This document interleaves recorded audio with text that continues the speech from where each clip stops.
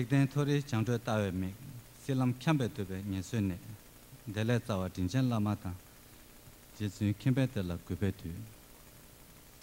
Your Holiness,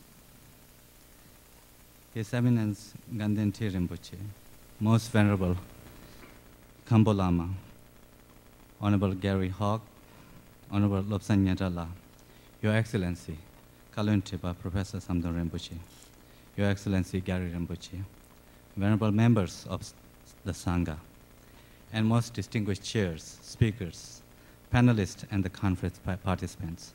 It is my honor to welcome you to this meeting of the International Conference on Tibetan Buddhism.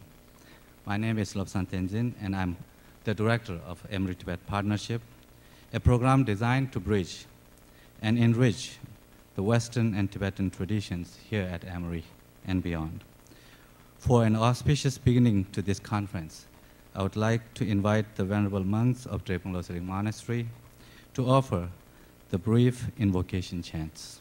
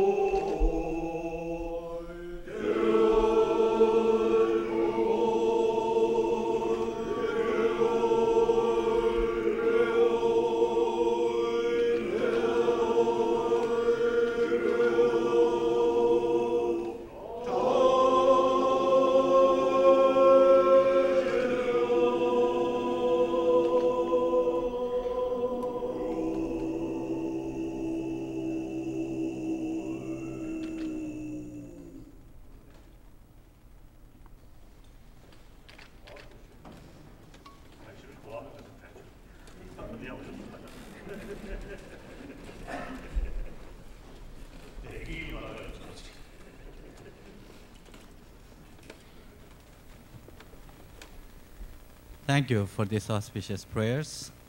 The Emory-Tibet Partnership is honored to facilitate this international conference, co-hosted by Emory University and the Office of Tibet, New York, with the support from the Conservancy for Tibetan Art and Culture in Washington, D.C., and Drepung Losling Monastery here in Atlanta. The timing for this conference could not be more appropriate. It has been 5 decades now since Tibetan Buddhism has spread out beyond the areas in which it was traditionally practiced. To help us think through where we stand and how to move forward collectively, this conference will address 6 main themes: Tibetan Buddhism's encounter with modern science, the Tibetan Buddhism and social engagement, translating the Dharma, Tibetan Buddhism in the modern academy, surviving modernity in traditionally Tibetan Buddhist areas, Tibetan Buddhism and Tibetan Buddhism in modern Western culture. It fills me with awe to see how people of Tibet, a relatively small population, were able to so completely incorporate in an authentic way the Buddhist tradition as it existed in ancient India. And not only did the Tibetans preserve it, but they also complemented it with new insights, new commentaries, giving their total focus to this tradition for centuries. This tradition, which came to be known as the Tibetan Buddhist tradition, spread out beyond its geographical boundaries to areas such as Mongolia and Buryatia, and now even to almost the whole of the Western world. This amazing legacy of Tibet is a true gift to humanity and the world as a whole. It is a beacon of hope in these troubled times when our world is so divided on many fronts across cultures, religious traditions, and intellectual disciplines. In all of this, the role played by the line of successive Dalai Lamas has been crucial since the time of the 3rd and the 5th Dalai Lamas. The Dalai Lamas have helped to disseminate the wisdom and compassion embodied in Tibetan Buddhist tradition to various regions in the world. Particularly now, His Holiness the 14th Dalai Lama has played a key role in sharing the richness of this tradition throughout the world. It is therefore such an honor to have His Holiness preside today over this conference, which will investigate how the Tibetan Buddhist tradition, which so authentically preserves the Nalanda tradition, as His Holiness has called, can be a vibrant source for the flourishing of humanity, global peace, and the well-being of all. And now it is my honor to invite Dr. Gary Hauk, the Vice President and Deputy to the President of Emory University, to make some remarks. From the very beginning of Emory-Tibet Partnership, Emory's partnership with the Tibetan institutions of higher learning, Dr. Hauk has provided invaluable encouragement, guidance, and leadership. Dr. Gary Hauk.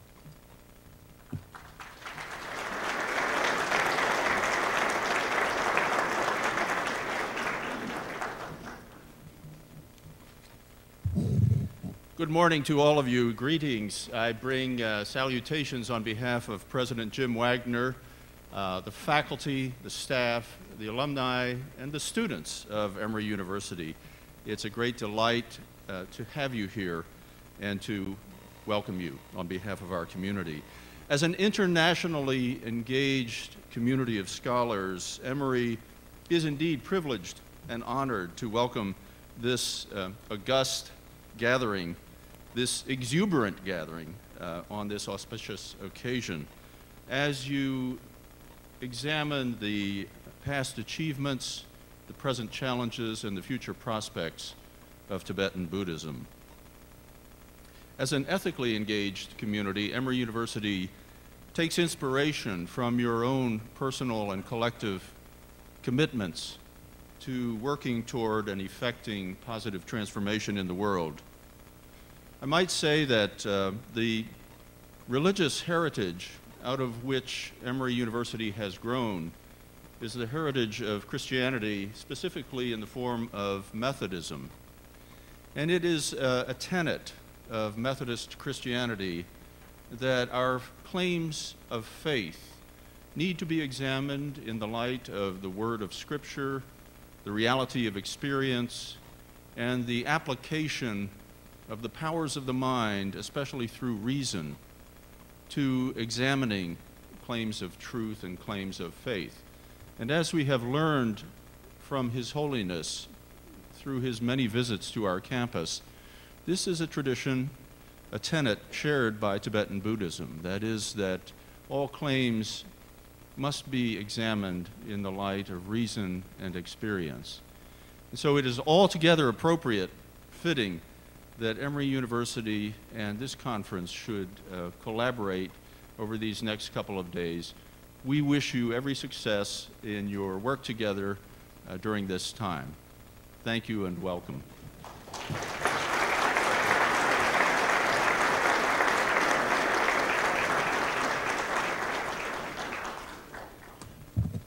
Thank you, Dr. Hauk, for this warm welcome and for your support for the work that we do here.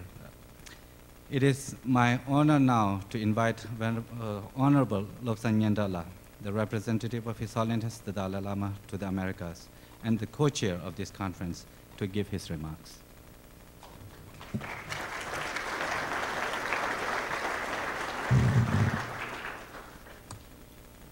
I feel highly honored to welcome His Holiness the 14th Dalai Lama, honorable dignitaries, learned Buddhist scholars and representatives of Dharma centers around the world to this International Conference on Tibetan Buddhism. In September 2003, the Office of Tibet provided such forum by organizing the Conference of Tibetan Dharma Centers of the Americas at Garrison Institute in New York, which drew substantial participation of Buddhist leaders, scholars, and practitioners in the Americas. Many of them emphasized the needs for continuity of such gathering to engage in substantive discussion about the prevailing state of Tibetan Buddhism and how best to move forward collectively.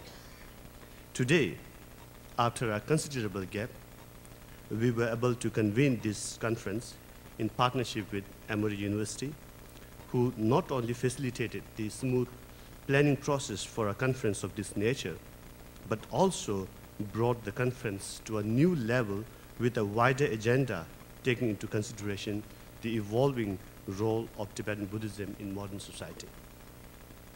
The changing nature of our times demands that all of us work together to preserve the essence of Buddha's teachings and to ensure the best way for the Dharma to continue to serve humanity without any boundaries. Considering the importance of this conference, we are greatly encouraged by the response and support we have received from the most venerable spiritual masters, distinguished scholars, leaders, and practitioners of Tibetan Buddhism. We are also fortunate that this conference coincided with His Holiness the Dalai Lama's visit to Emory University, and that His Holiness has kindly accepted our request to inaugurate the conference. We are extremely grateful to the faculty and administration of Emory University for their vision and dedication in exploring the integration of science and spirituality for the betterment of humanity. I hope that the conference delegates will find this an educational and memorable gathering. Thank you very much.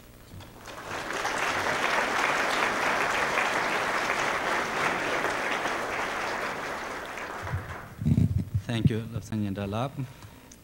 And now it is my great honor to request His Holiness to give the inaugural address for this conference.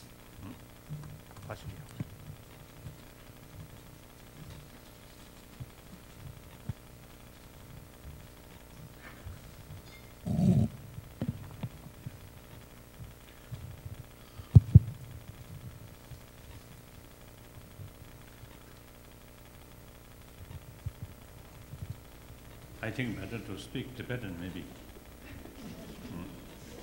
Of course, at the beginning, indeed, I'm very happy and great honor because inaugurate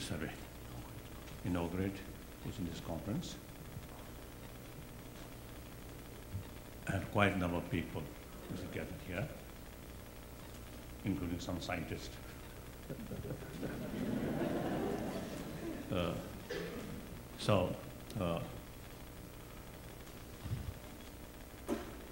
I'm very happy.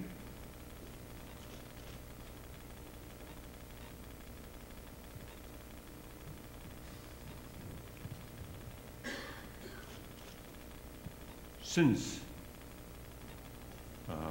tragedy was occurred on Tibet,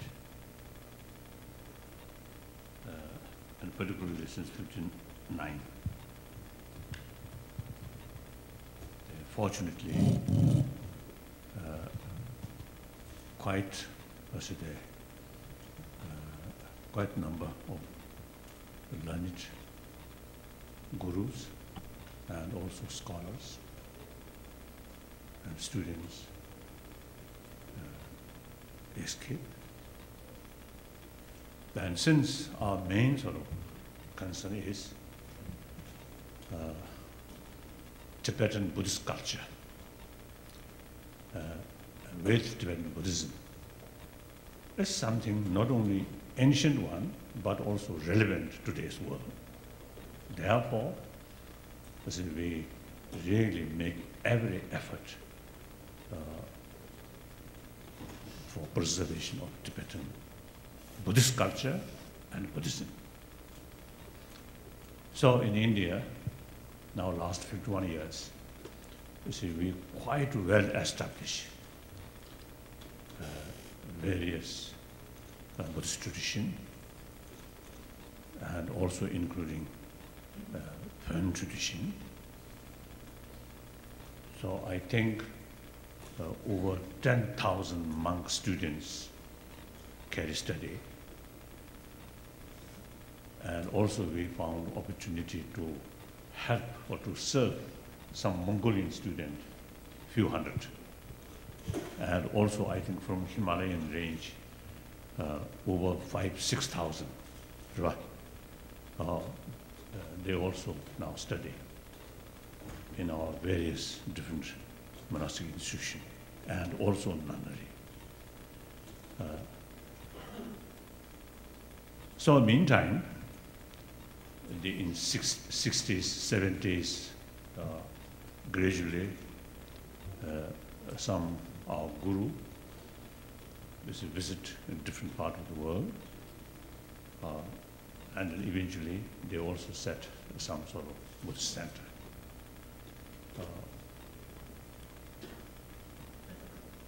Although our basic sort of policy or thinking, we never try to conversion.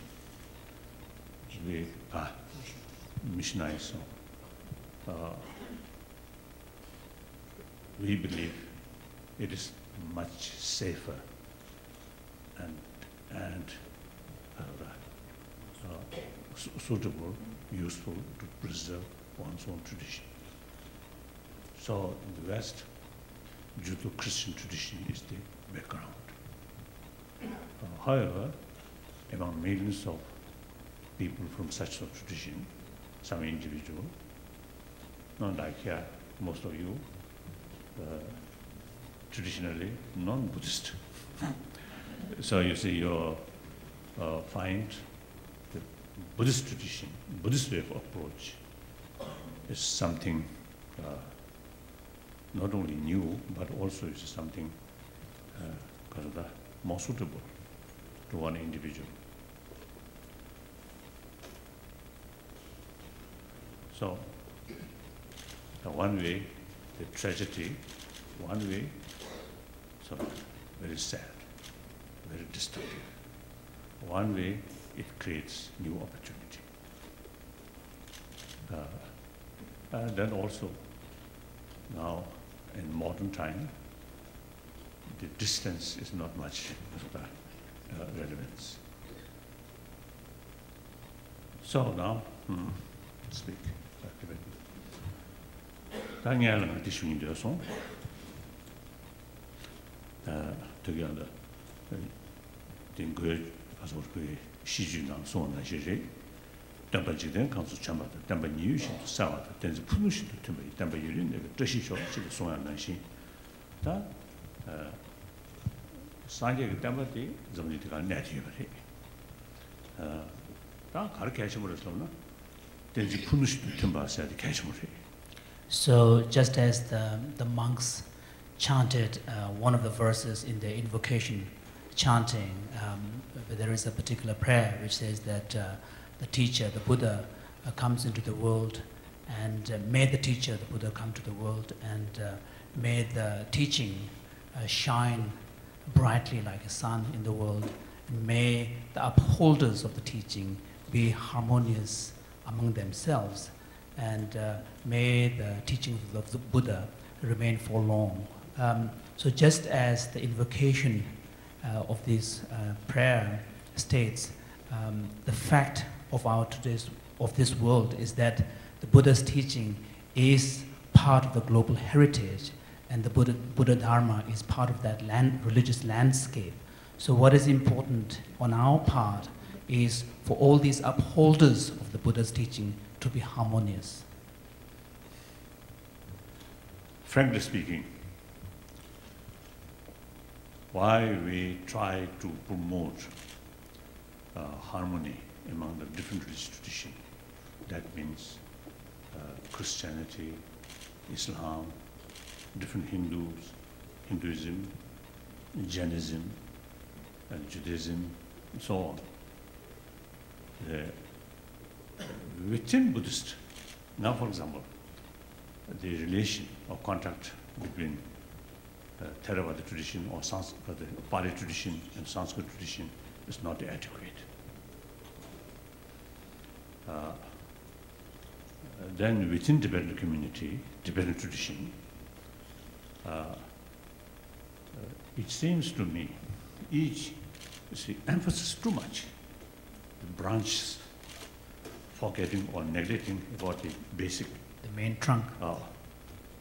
Kanda yagadi di kacheche dombudi tanashara mevesorchi. So sometimes there is a tendency on our part to emphasize the different branches and then remain stuck there rather than really also recognizing the commonality of the root, which is the main trunk. One sort of the experience. Last year, when I was in Melbourne, Australia, there was a World Parliament of Religion. There's a meeting there. There are two Burmese monks there. So they send a sort of message. They want to meet me, to see me. So I always have sort of deep respect or admiration for Burmese Buddhist tradition. So when they come, I put my own robe, the yellow robe, and then receive two monks. Very nice monk. And then they told me, we are follow our same teacher, Buddha Shakyamuni. But we have big differences. Then immediately I felt, see the way the Kasoda was the impression, Tibetan Buddhism. I think firstly, in 20th century, this is some scholars describe Tibetan Buddhism as Lamaism. On top of three refugees, Buddha, Dharma, Sangha, Guru. So there is, so looks, you see, Guru is more important than Buddha. Personal experience may be true. Guru, direct contact. Buddha, 2,500 years ago.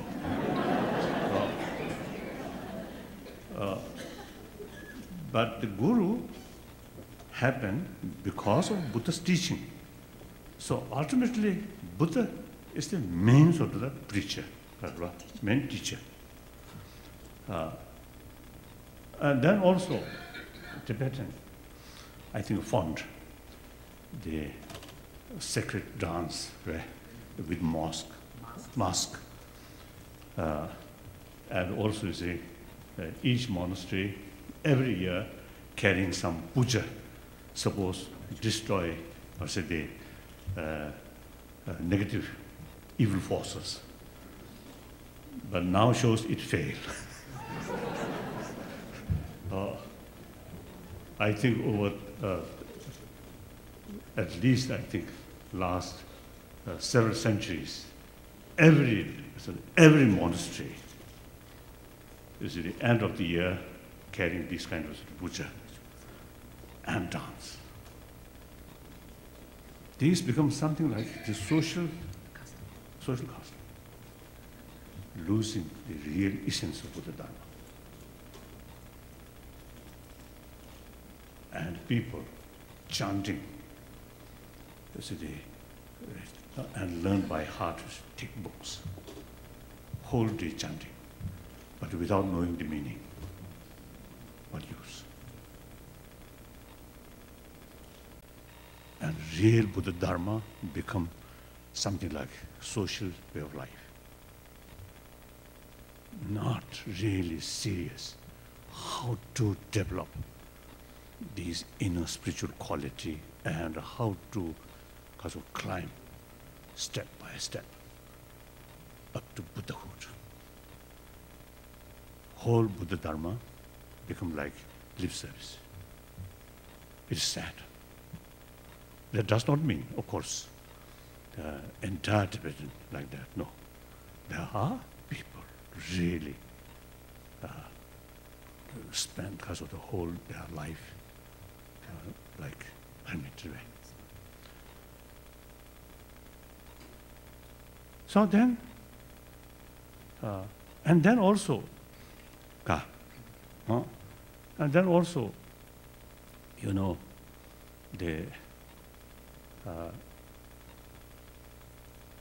in Buddha's time, the main holder of Buddha Dharma carried by monk. And then Tibet case, 8th century, when Khenlop chose Shubhikator. During the time of Master Shantarakshita and Padmasambhava and the Emperor Tizong Dezen, Tudu Rojung Murmikite, Koyagarjang Lute, Seni, Tiga the Samyeg Lingti Sunduzane, any Dundung Awaling, and Miyu Samdeling, Tudu Loveling, Satil Sundua. So you can see that there was an establishment of separate spiritual communities, communities of monastic members, communities of lay practitioners referred to as the white-clad lay practitioners, and also there were specific centers for meditation, and also centers for and the tantric practitioners and so on. And then centers for translations and translators. So eventually, some lay people also, you see, take, I think, genuine, what's it, the responsibility to carrying the teaching of Buddha Dharma. Then also, of course, some rubbish teachers also used to happen. Some corrupted one. Because, you see, the Lama or Tulgu, eventually, unfortunately, you see, become something like social institution, social status, not based on real Dharma qualification. So a lot of sort of corruptions. So I felt, when the two monks mentioned that, they thought Tibetan tradition, no Vinaya practice. So I explained, yes, there's differences. Your tradition, Theravada sort of lineage. We, Mula Savasiddhavada, out of 4 main branches. Subdivisions, then 18 divisions in Vipasek sort of tradition. And Vinaya belongs to that tradition. So I mentioned the Theravada Pratimoksha, mentioned about 220 precepts. The Sanskrit tradition, or Sanskrit sort of Pratimoksha, according to Savasiddhavatan, 253. And differences not on importance of because of the points, precepts, but minor. So I mentioned, then is it too monk? Really, did they show some kind of surprise? They felt Tibetan tradition, only ngakpa, lay people, not real monk. Monastic tradition. So like that. So we, because these things, sometimes you see too much emphasis on branches. Like so Nyingma tradition, again, Tibetan always say, Nyingma kamati shumche, sawache, dharmati di nusur dayaris. Khyentse used to say that within the Nyingma tradition and the scriptural kind of heritage, the Kama, the scriptural collection, and that tradition should be really seen as the foundation, and the Dharma tradition, the revealed tradition, and its teachings should be seen more as a form of a refinement, something that would sharpen the knife. So sometimes you see each Lama, each monastery emphasizes one's own sort of lineage about Dharma. And like Kagye, because of the Kamenang, Kagye, so within the Kama, the scriptural collection, the 8 main Kama traditions are very important. Ringzin Beijing, Tisundwa, Kagye Namshanal, Mangashanta Chat Jux, Kagye Chat Mochua Sundu. For example, Ringzin Pelton, in his commentary on the Kagye, in fact states that if it is necessary to let go and allow certain lineages to die, let others die, but make sure that this lineage of the Kagye instruction never dies. So similarly, among this Gelug tradition, also sometimes there's too much emphasis on so sort of what's the Kompachadamiti Kachetzi. So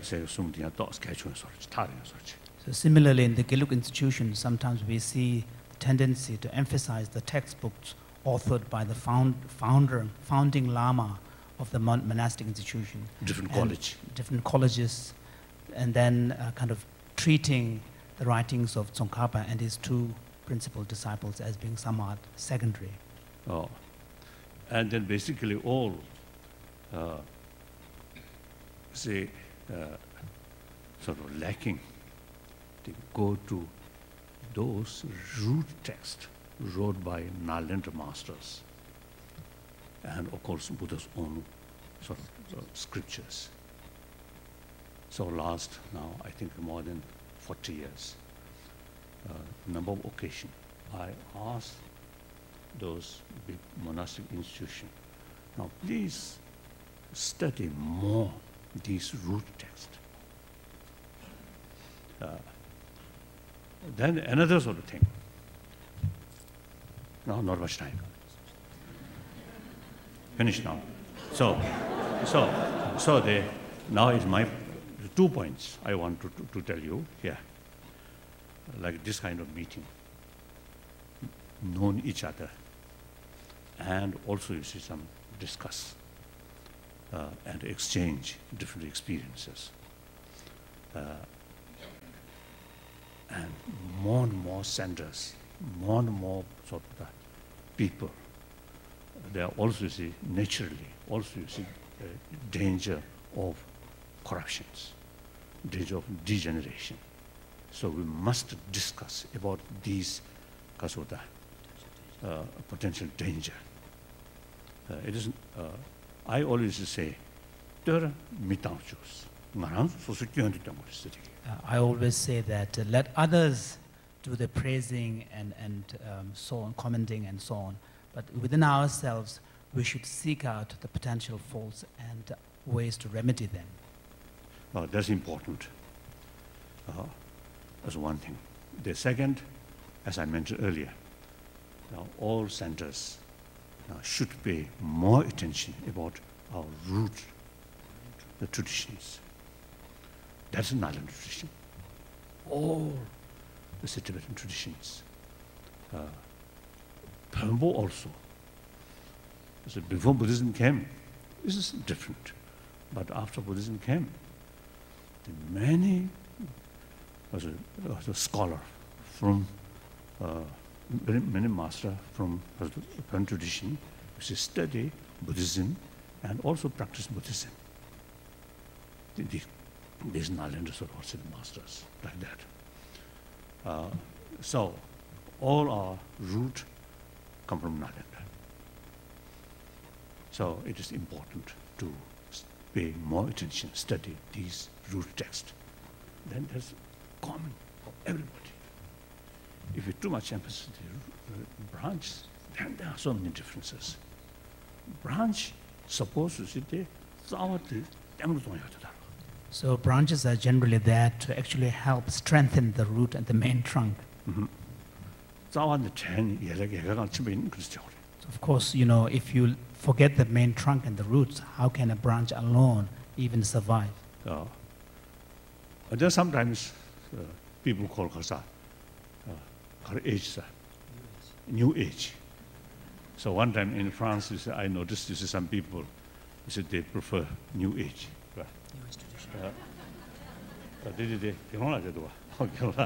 You know, isn't it? His Holiness is referring to Matthew because this was in France. Something you see, take from here, something take from here, something take from here. You see, of course, individual, if some really because of the interest that, okay, that's up to individual. But our main tradition should not like that. Our main tradition must, because of authentic, up to these knowledge masters and finally Buddha himself. That's very important. I think now finish. So please discuss frankly, seriously, with sense of responsibility. And then one word, in addition to something, Chamgung and Chamunania, Kasa,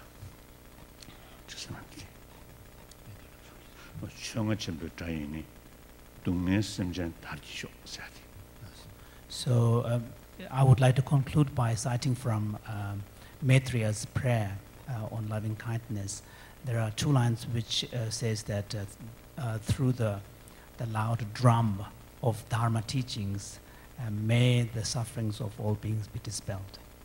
So we Buddhists, not only sort of because of the liberate oneself, but the whole purpose of that practice, serving for other, benefit for other.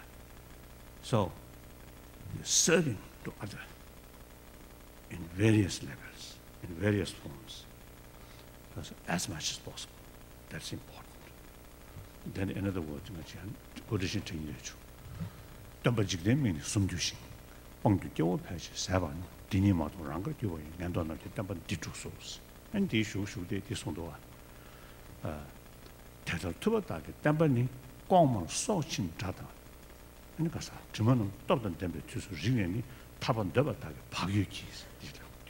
Another quotations, now that I'm talking about citations, something that came to my mind is a rather sad one from Vasubandhu, where he talks about the state of Buddha's Dharma at a particular time, where he says that the eyes of the Dharma teachings is coming to get closed, and then the great masters who can attest to the authenticity of the teachings have come to kind of, are disappearing, and then there are few individuals who, without fully understanding the depth of the Buddha's teaching, seems to be actually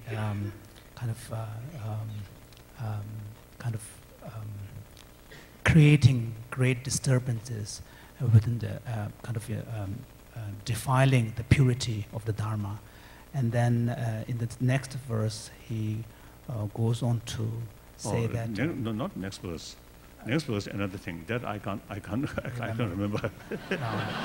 Then the next that direction. 대달 투버다게 때문에 꽝만 쏙신 자다. 지금은 또든 덴베 투수 링년이 타반데버다게 파유지 있어.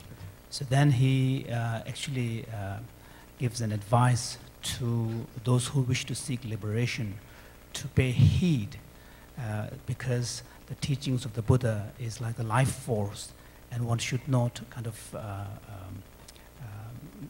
take it lightly, and therefore, especially those who wish to seek Dharma, seek liberation, to really seek the true teachings of the Dharma, of the Buddha. So, I think this conference can bring some deeper sort of awareness about each individual's responsibility. Thank you.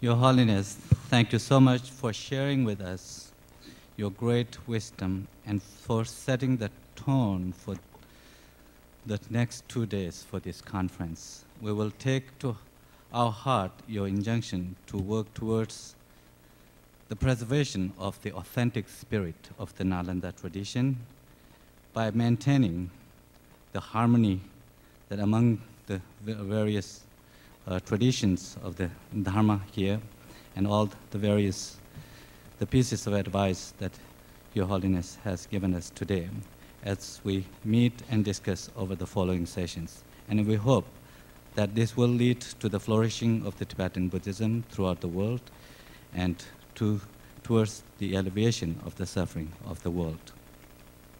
His Holiness must now leave for another event at Emory, but this opening session will continue a little longer. So please remain in the hall after His Holiness has left it. Thereafter, Dr. Greg Kruglak, the President of Conservancy of Tibetan Art and Culture, will introduce the next speaker to you. Thank you very much.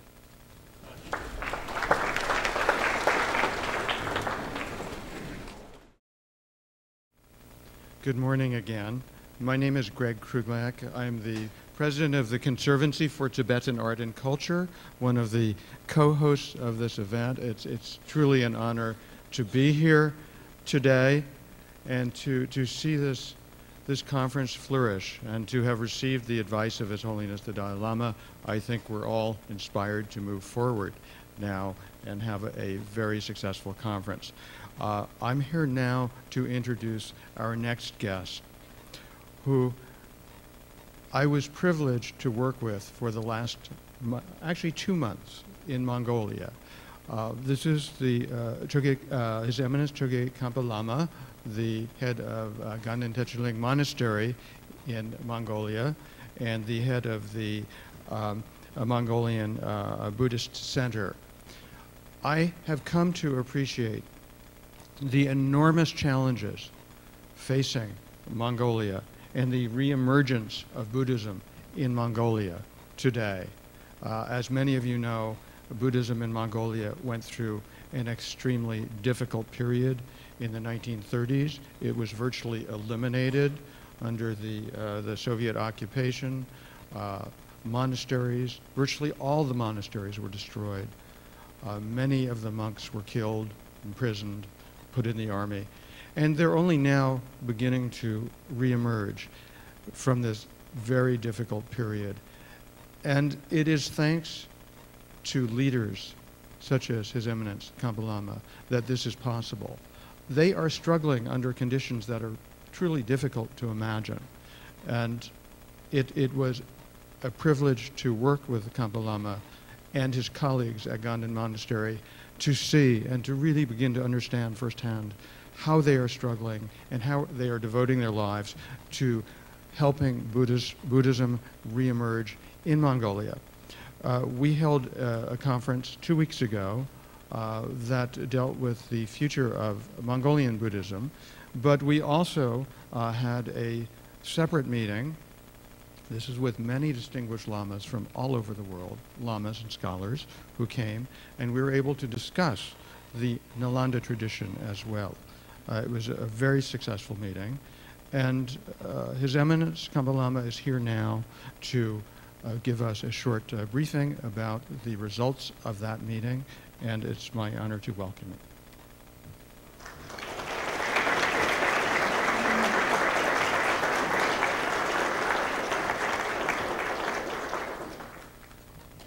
And he will be speaking through his translator, Venerable Munkpatar.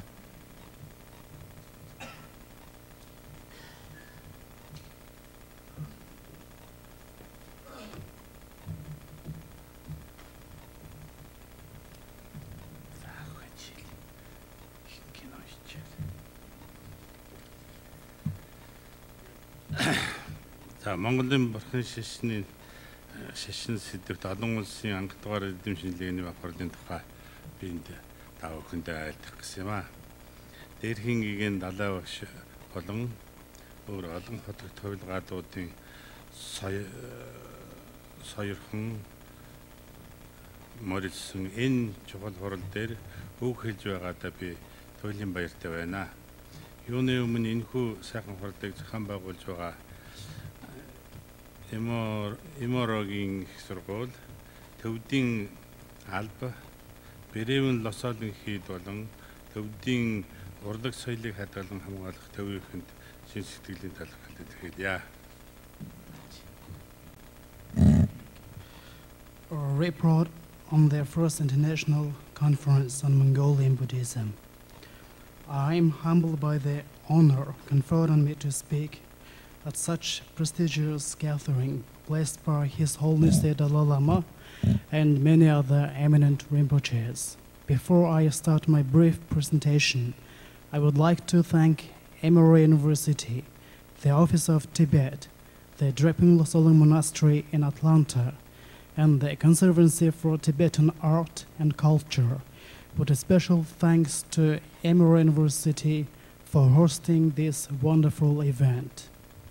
It gives me a very great pleasure to inform you about the first international conference on Mongolian Buddhism, which took place in September at Ganden Monastery, the center of Mongolian Buddhists in Ulaanbaatar. I would like to emphasize how extremely fruitful and successful it was. With the blessing of Ganden Tree Rinpoche and other eminent Rinpoches, the conference discussed in depth of Mongolia's role in the spread of Buddhism before examining subjects such as future of Mongolian Buddhism, Buddhism and science, the environment, social action, the role of women in Mongolian Buddhist society, and the ethics in business and leadership. The whole conference was broadcast on the radio to Ulaanbaatar, and there were many requests from the public that this event should take place annually or at least every 2 years. To my mind, this event served as a very significant symbol of the unity of the countries following this sublime tradition and a sign that we can work together in the future. I am immensely grateful to all the lamas, scholars, and social activists who came to take part in this momentous meeting. In particular, let me say how pleased I was that my good friend Richard Gere was able to join us. His presence created tremendous interest among the younger generation in the Buddha Dharma in Mongolia. I want also to share with you the fact that my government, the government of Mongolia, is supportive. Our foreign minister, the Honorable Zandan Shatter, personally came to Ganden Monastery to address the conference. After the two-day public conference, a smaller gathering of delegates took place, which included not only Mongolian lamas, but also representatives from the Indian Himalayan regions, Ladakh, Spiti, Arunachal Pradesh, and the Sikkim, as well as Bhutan, Nepal, Kalmyka, and West. There followed a free and enthusiastic exchange of ideas, where everyone spoke of the delight of being part of this historic meeting. Yet they all individually expressed their concerns about the future of Nalanda tradition that forms the heart of Tibetan Buddhism.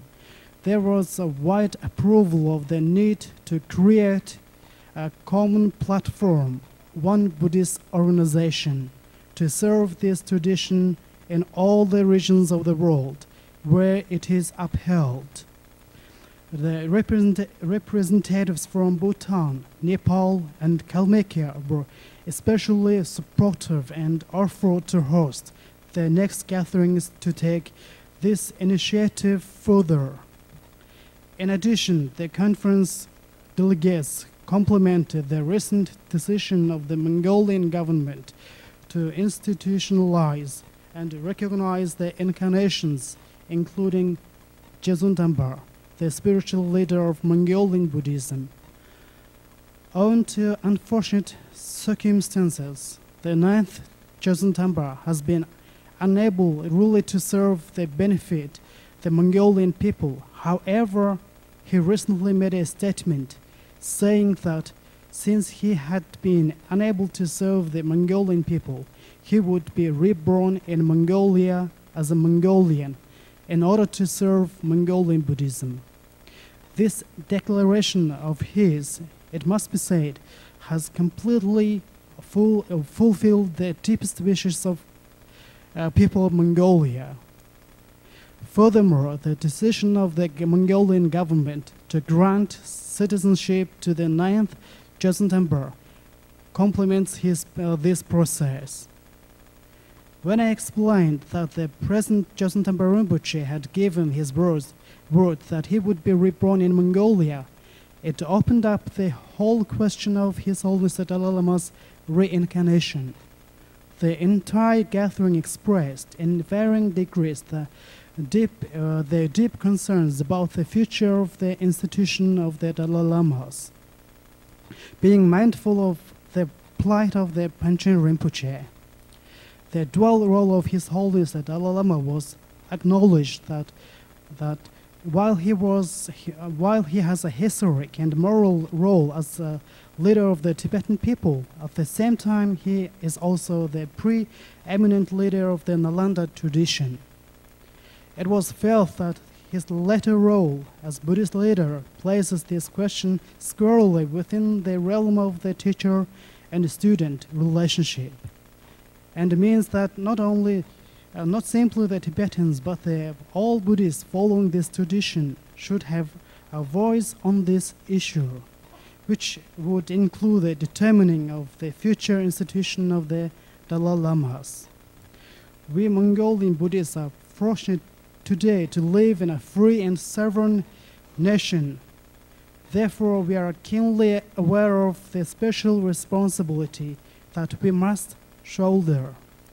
Working with you all, we are prepared and determined to remain active in pursuing some of the key ideas that were discussed in Ulaanbaatar.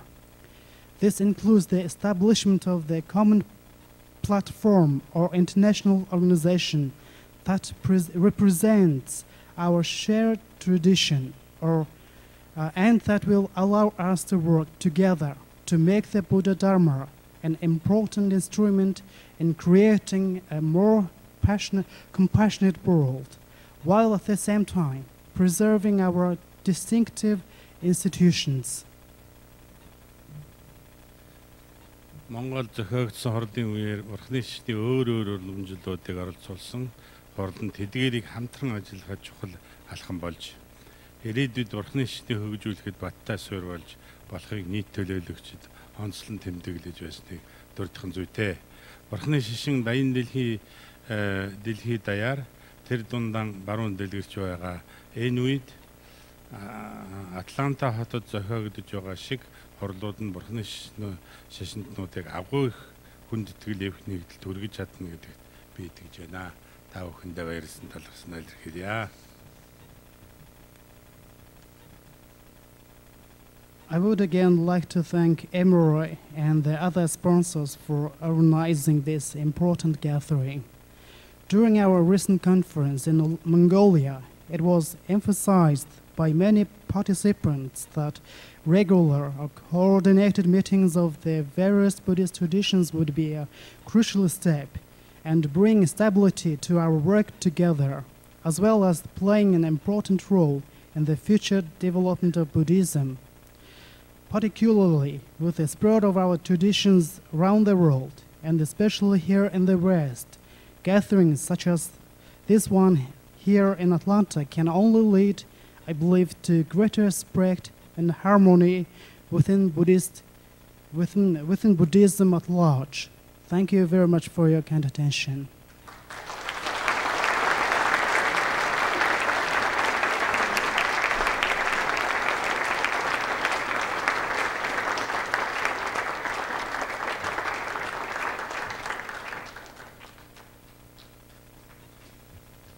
Thank you so much, Khamba Lama and Venerable Monk Botar, for that report. Thank you. I think we will be holding this message in our hearts throughout this conference, not only because of this fine report that you presented, Your Eminence, but also because of the words of His Holiness, who reminded us that the root of our tradition comes from Nalanda. And so much of what we must do now is to examine how we can strengthen those roots. And we're here all to do that. We will continue this discussion throughout the conference, and it is certainly our sincere hope that as a body we will be able to move forward with strength to fulfill these wishes. Thank you very much.